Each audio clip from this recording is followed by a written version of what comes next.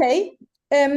I want to welcome Anastasia Shaitarova. Is that the right way to say it? Yes. Yeah. To today, and she will talk about dissecting human machine translated and AI generated text, a comparative linguistic analysis, which is something that's much of interest to our working group.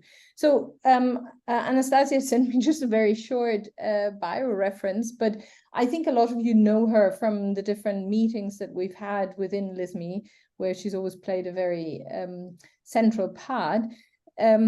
So just a brief note then, she got her bachelor's degree in philology in St. Petersburg in Russia.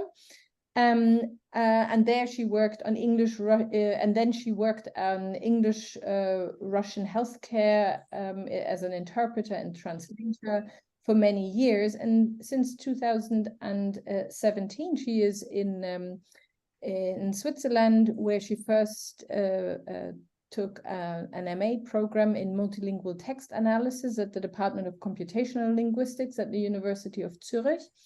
And her thesis there was on zero-shot transfer learning approaches for negation scope resolution, which I'm not entirely sure what this is. But in any case, since she finished that MA, she's been pursuing a PhD in roughly the same area. And so I presume what she'll be talking about today is part of her dissertation work.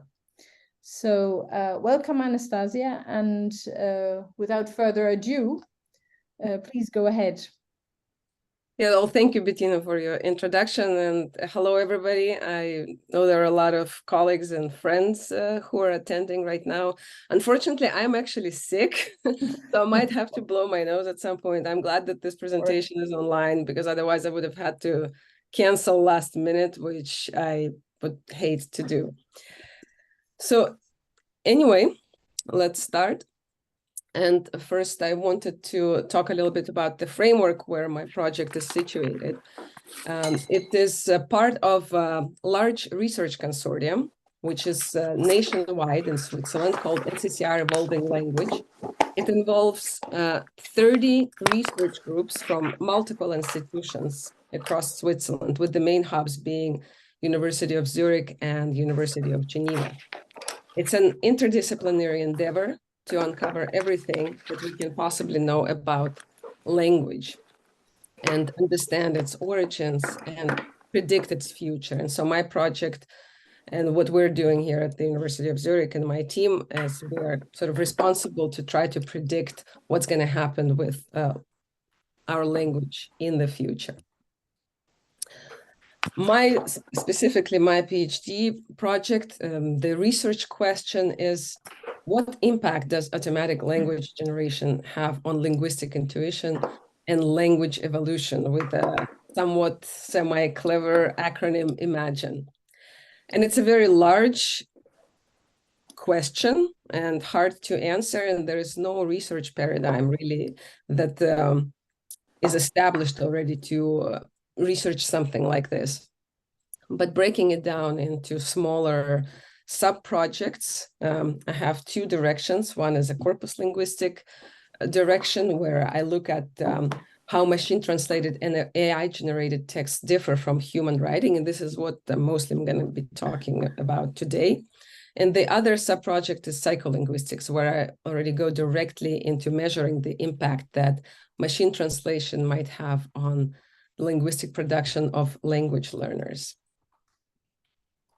And in the very beginning, somebody asked me, why bother with machine translation if you don't ever use it? Many people don't use it. Why would it even have an impact?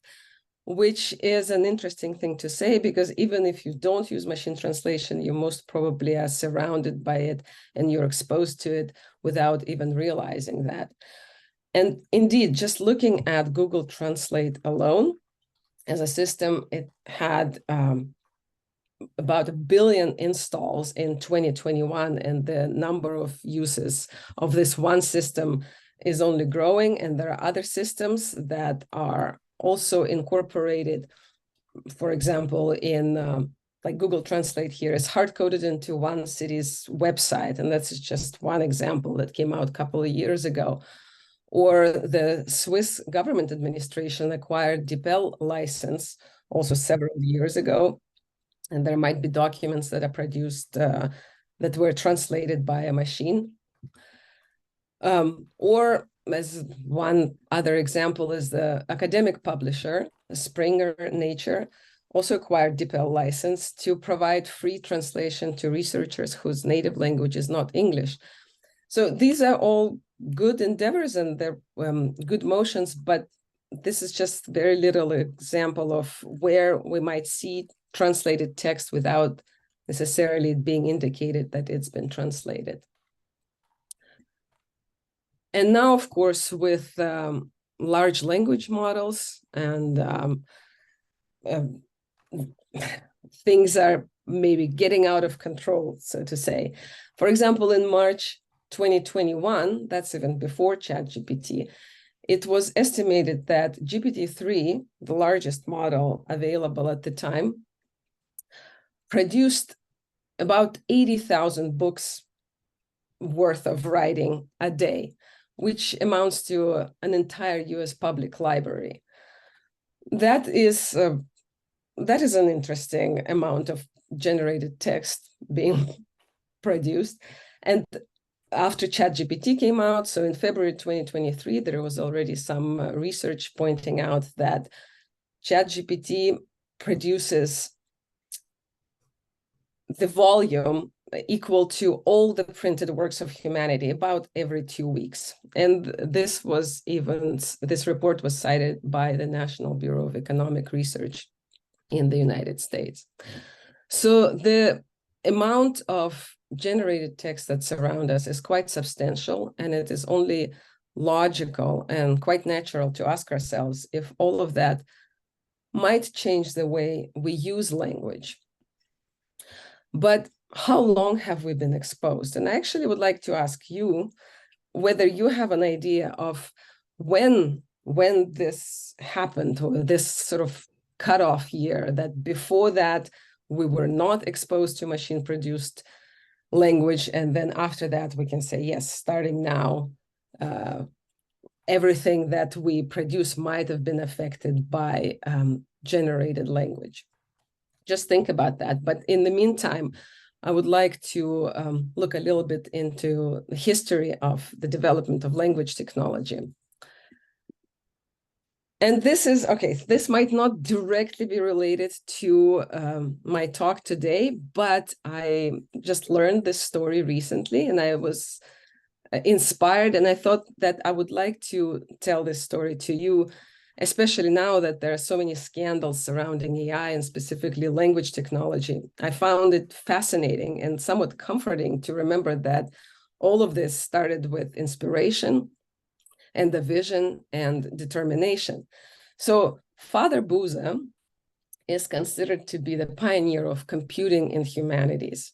And he was an Italian Jesuit priest who, during his PhD, was working on the metaphysics of presence in St. Thomas Aquinas' works. And he was investigating this presence, meaning the physical presence of Jesus, through analyzing function words. And he created Thomistic concordance with 10,000 handwritten index cards.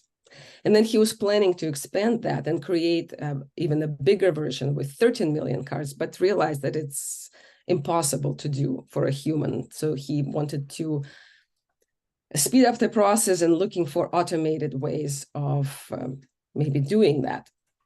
So he traveled to New York and met with Thomas Watson, the founder of IBM, and convinced him to use computers to start processing language. And at the time, it was considered to be impossible. But yet he managed to convince Watson, and in 1951, they produced the first machine-generated concordance, and that was even before the invention of programming. So a couple of decades later, machine translation system already went into space. So Systran, one of the oldest machine translation companies, provided its product for the Apollo-Soyuz project, for example, and for the European Commission in the mid-70s, and also was built into Google's language tool. And those were rule-based systems that can be quite good, but every rule has to be written, has to be created, and it requires a lot of linguistic expertise and collecting quite an extensive vocabulary, because if the rule hasn't been written in or the word hasn't been put in, the machine translation will fail. And also it was, for example, very hard to incorporate semantics into a system like that. So for languages that have a different word order, there could be very clumsy translations. So machine translation might have gone to space then, but on Earth, humanity, I would say, was not really exposed to generated language at that point. But then researchers discovered that computer programs can learn to translate text by analyzing large volumes of already existing human translations and by identifying language patterns within them. And these computational models, they calculate probabilities based on pairs of existing translations. And when faced with multiple translation options, the system selects the most likely one, the most probable one. So these are called statistical machine translation systems, and they can even translate sentences that they have never encountered before by piecing together known words and known phrases. Of course, if the system has never seen a word or a phrase before, then that can create a problem. But these statistical machine translation systems were used, for example, by Google Translate for a decade between 2006 and 2016. And at that time, already the concerns about our exposure to machine-produced text kind of started growing a little bit, even though I don't know if you remember or used Google Translate back in those days. But here I found an interview published by Zeit Online in 2014, an interview with Anthony Pym, the president, who was the president of the European Organization of Translation Studies at the time. And his words are, machine translation often still sounds clumsy, but before that is perfected, people's tolerance for this clumsiness is more likely to increase. Machine translation will change the established languages, just as more and more Anglicisms have crept into German in recent years. Well, but then, of course, neural networks came into the picture, and the world was never the same. Google Translate adopted this technology in 2017, and now all machine translation systems and large language models use this technology. Neural networks also use probabilities to predict the next word, but they churn through data in a much more complicated mathematical way. For example, you can take a look at this toy neural network. It has a number of nodes, which are nonlinear functions, also weights and biases that connect the nodes. And if we count all of them together, we can sort of get the number of parameters for this system. So this toy example has, let's say, 64 parameters. But how many do real neural networks have? Well, in 2018, Microsoft claimed to have reached human parity with their Chinese English machine translation system. The claim was, let's say, maybe a bit premature, and then was confronted by other researchers. But the neural network that was powering this machine translation system had already millions of parameters. And this is just an interesting fact for you, that modern large language models like ChatGPT, they're in order of magnitude larger than the first neural systems. For example, ChatGPT is estimated to be about 1.5 billion parameters, and GPT-4 is 1.76 trillion parameters. So that's even hard to imagine. But I would say I consider 2017 to be that milestone, the milestone that started our subtle exposure to generated text at scale. Well, as machine translation became much better, meaning rather fluent, but now there were other concerns. In 2021, for example, Van Massenhove et al., they started investigating whether algorithmic biases in machine translation can lead to an artificially impoverished language. And they worked with English, French, and English, Spanish translations and investigated statistical systems and neural machine translation systems. And they used several metrics to measure lexical and morphological diversity in the training data and in the output.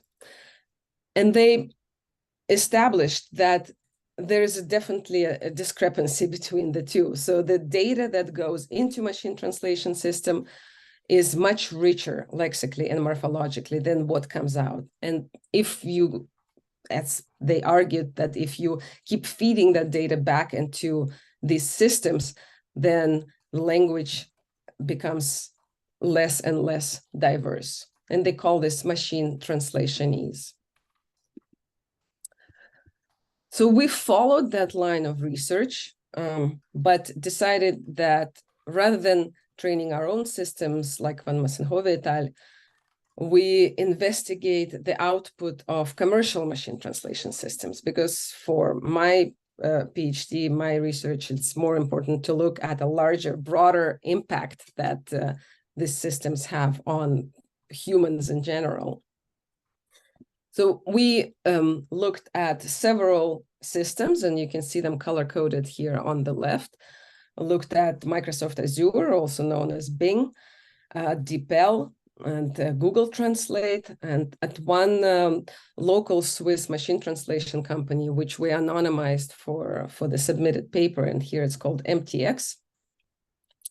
And we analyzed seven different corpora of different domains, and here you see the results for just one corpus, namely one novel, Jane Eyre novel from the Gutenberg project.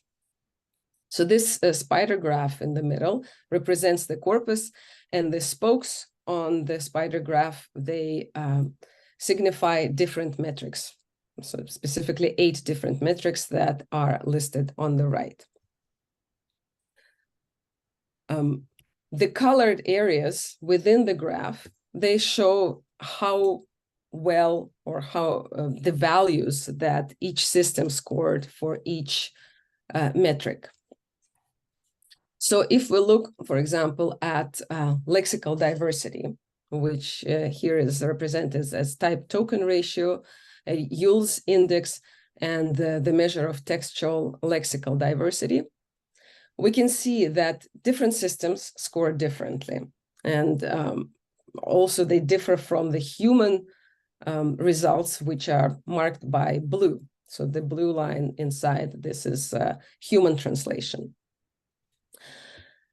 And we can observe here that, just speaking of diversity by itself, that some systems, and namely here it's the MTX, our anonymized company, and DeepL, or here it's Google, actually, they exhibit higher diversity, higher lexical diversity than even the human text.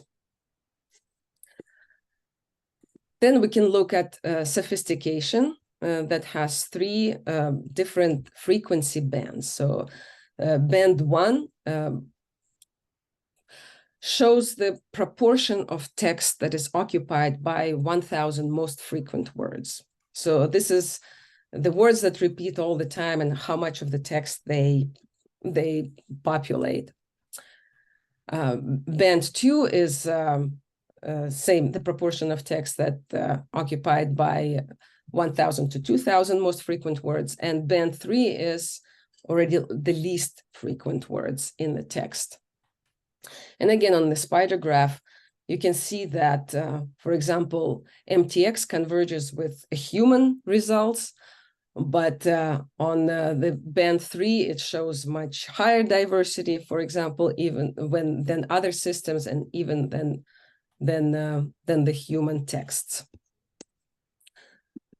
And finally, looking at the morphological richness and its metrics, here we use Shannon entropy and Simpson diversity.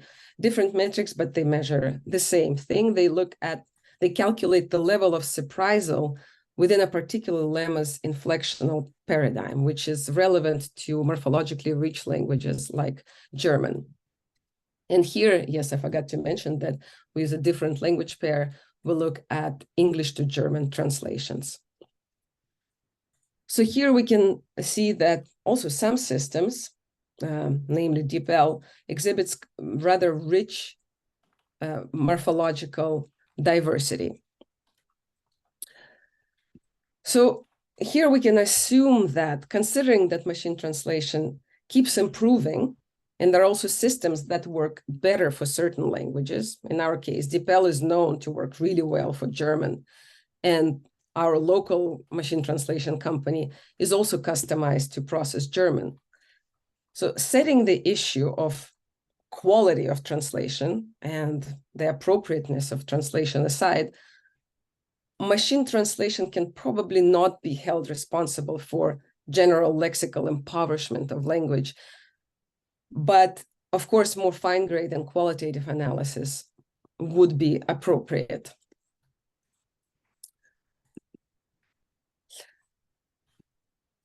We also assessed the extent to which machine translation models participate in the Anglicization of German. Here you see the results for 2 corpora from the same study, where the number of Anglicisms and human translation is taken as 100%.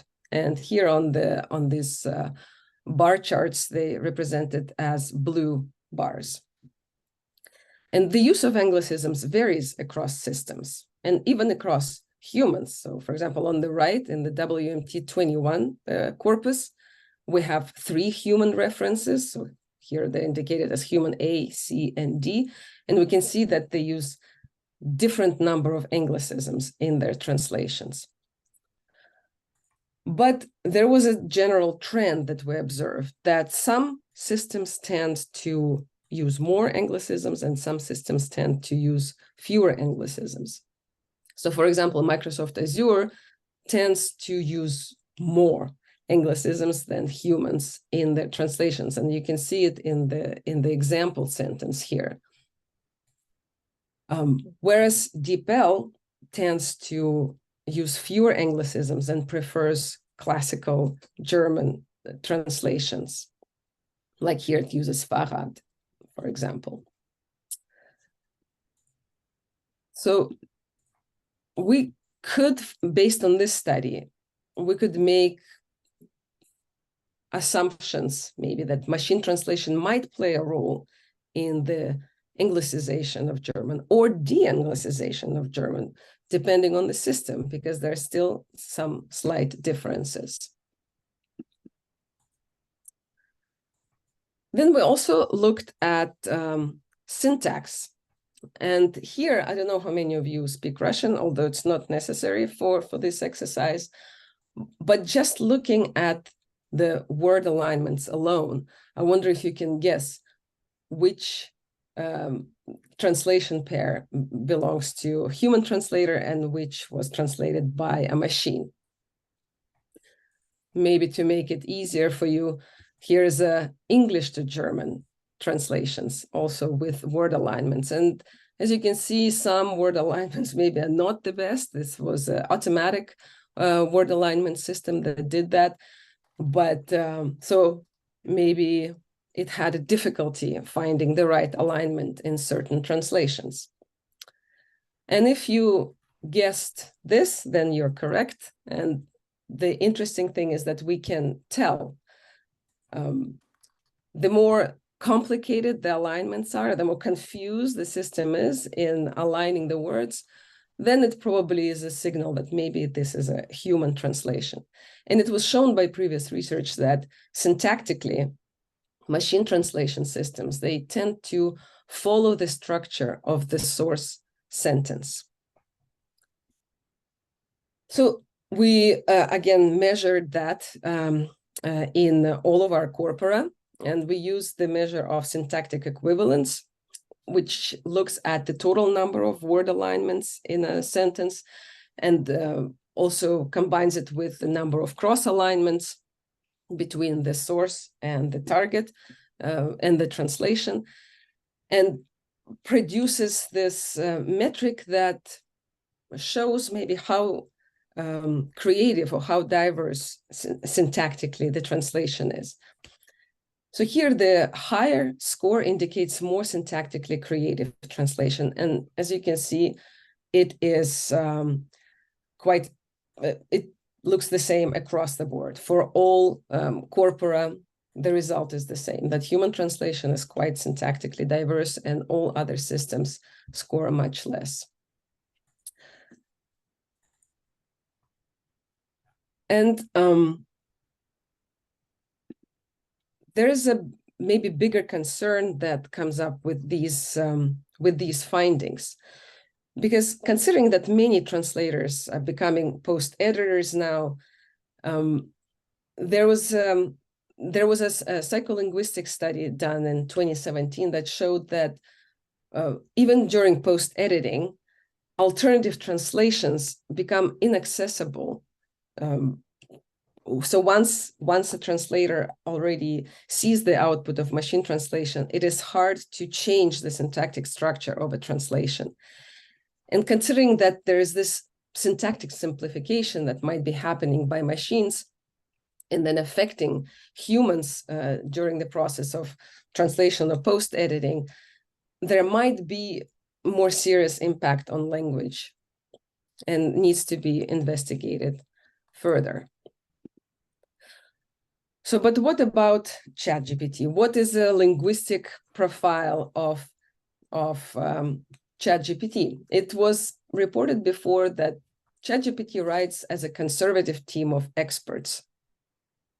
Its writing has been described as informative and objective, well-organized and coherent, formal and academic, writing with an argumentative style, which lexically shows itself through a high number of nouns, adpositions, and conjunctions. It's also been observed that it produces texts that have a poorer vocabulary than human texts. And sometimes it uses fancy words or words that are atypical for a particular domain. But unlike machine translation systems, language models, and particularly those which were trained to answer questions and hold a dialogue, like ChatGPT, for example, these models are rather diverse, and the output also heavily depends on the questions or the instructions that we give to the model. So some research showed that prompt alterations, because this is how we talk to these models, prompt alterations affect the output. So that lexical diversity depends on in this particular study, they were investigating formal and informal texts. So lexical diversity, for example, is much higher in formal texts. So it depends on the formality level. And also part of speech distribution changes depending on how we prompt the model. And this, since these commercial models, they are updated continuously, at some point it became possible to choose a system setting called persona. And this is a parameter that we can sort of instruct the model to write as a particular person, as a particular type of person. And it helps shape the output in terms of information and style. So here there was an interesting study, and all of these studies are done in this year because the field moves quickly. And but here they took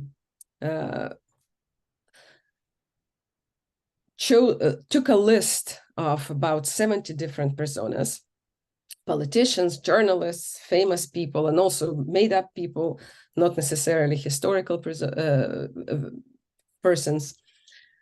And these researchers noticed that the language that the system, that ChatGPT produces based on the persona changes drastically. And here specifically, they were measuring the level of toxicity.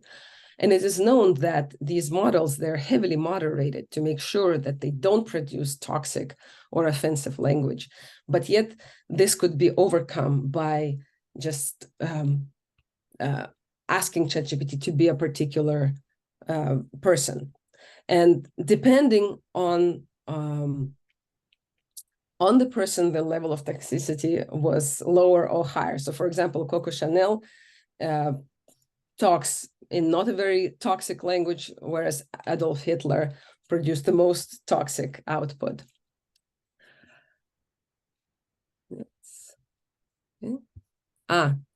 Thank you. Thank you, Martina. I will take a look at it later. Okay, so we decided to go deeper into this question and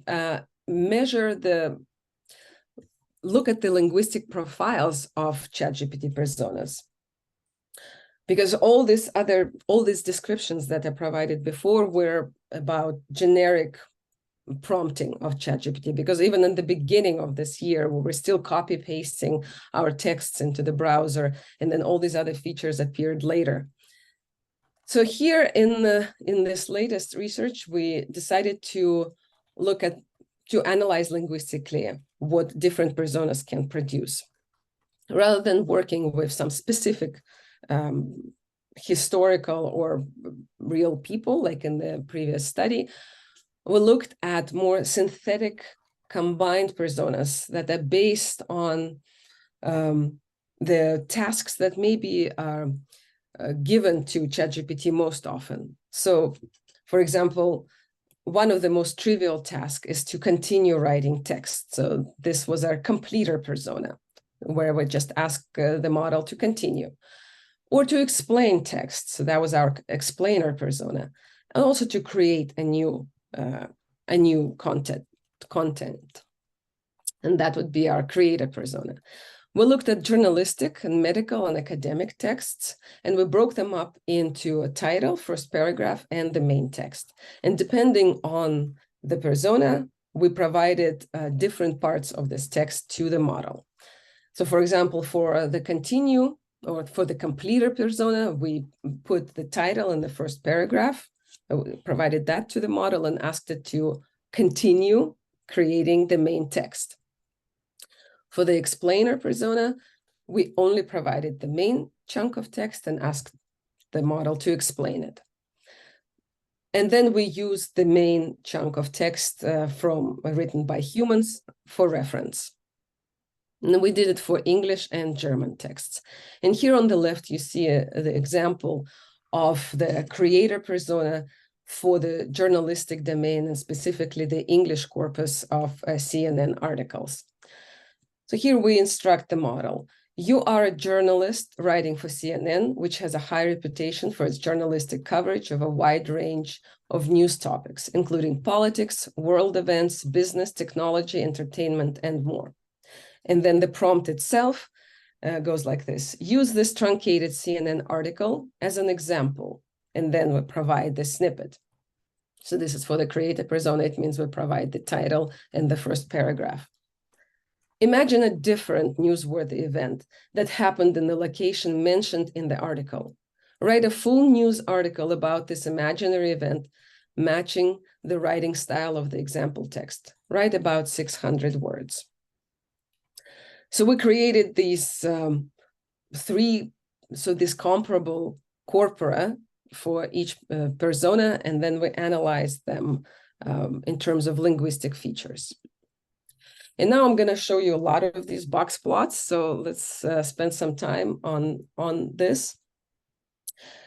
Here, the green box indicates the human texts, human writing, whereas the completer or continue texts are marked by the yellow boxes. The explainer is in purple, and the creator is in red. And so here we look at unique tokens, because that was one of the features that was most prominent, at least in the previous research and in my own preliminary studies when I was still copy-pasting texts into the browser. It seemed like the proportion of unique tokens in a text could separate human writing and generated texts apart in the most obvious way. And here on the left, we see two examples from two different corpora for German. And all of these are for journalistic writing right now. And we can see that this trend holds, that German human texts exhibit the highest proportion of unique tokens, whereas generated texts already sink. And especially the explainer seems to be the least lexically diverse.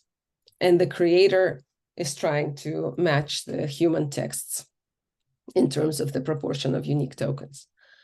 Yet on the right, you see English corpora also for the same domain, for the journalistic domain. And it seems like here it's already different, that in fact, human texts seem to have the smallest proportion of unique tokens, and the creator persona just is the most linguistically diverse, although this was more of a distant reading exercise. So I only looked into the actual produced texts only marginally to make sure that it is not total gibberish, but there might be some hallucinations or might be some other problems, or maybe it is really took its creative task to heart and created a very linguistically, lexically diverse texts.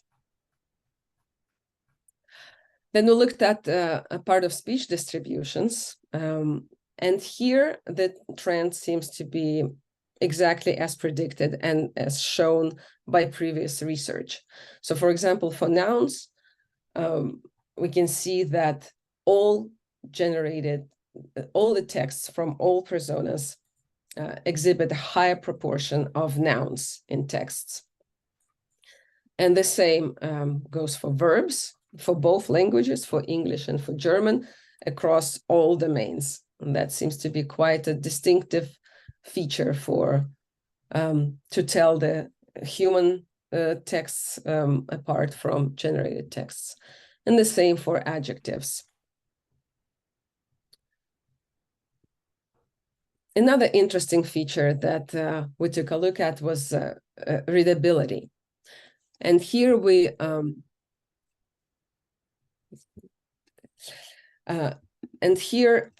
used 5 different readability metrics that worked better for English texts rather than German texts. So here you see the results for the English corpora, for the combined English corpora. They all seem to indicate the same thing, is that generated texts are harder to read than human texts. And so we used Gunning Fog and LIX and Automated Readability Index, Flash Kincaid Grade, and Flash Reading Ease. They take into account the length of sentences, the length of words, the number of complicated words, which usually is like longer than 6 characters. So things like that. And it seems like generated texts are, at least based on this automated readability metrics, are harder to read than humans. Also coherence, even though it was shown before that generated texts are less coherent than human-produced texts, but automated coherence metrics kind of show a different picture for both languages. This is also combined results for all English data and for all German data. Now we measured first-order coherence, which looks at 2 adjacent sentences and measures a cosine similarity between them, and also second-order coherence that looks at 2 sentences apart. And it seems like the results are the same, that generated texts are more coherent, whatever that means. Probably because humans still, I think that in generated text, they might, the models might still repeat certain words from text to text, from sentence to sentence, whereas humans can actually move on with writing without necessarily repeating the same word that was used in the previous sentence. And the most distinct features are the simplest ones. Maybe it's kind of surprising, but maybe understandable. One is a sentence length, and specifically the standard deviation, which indicates how much sentence length changes in a text. So this is also for combined data altogether, English and German. So maybe that's why the bars don't seem to be, or the boxes don't seem to be as far apart, but the statistical significance test showed that this is definitely a significant feature. But so human sentences, they tend to vary in their length much more than generated sentences that are mostly produce sentences of more or less the same length. And the proportion of punctuation. This was also indicated by previous research that humans are much more creative with punctuation, whereas it's quite standardized in generated texts. And humans use punctuation to express emotion, and generative models, they are conservative teams of experts. They don't express any emotion. And so the punctuation is usually quite standard. So to conclude, well, I would say we are surrounded by generated text, and it is fluent now and of high quality, so it's hard to detect, but there might be some biases that can affect our language, and so it should be studied, and ongoing research should continue, because the models, they keep improving, they keep changing, and the best models right now are commercial and they're not open source. So new features appear and we have no power of, or no control over it. And lexical diversity might not be the main problem, or the loss of lexical diversity might not be coming solely from generated text, but the appropriateness of vocabulary that is used by the models and that is used in machine translation, and also the style of writing, that needs to be monitored and probably studied further. And syntactic impoverishment is an interesting topic, because at least with neural machine translation, the trend seems to hold, that the translation systems, they mirror the source syntax, and the sentences become more and more standardized. With large language models, there is no research as of yet about that, but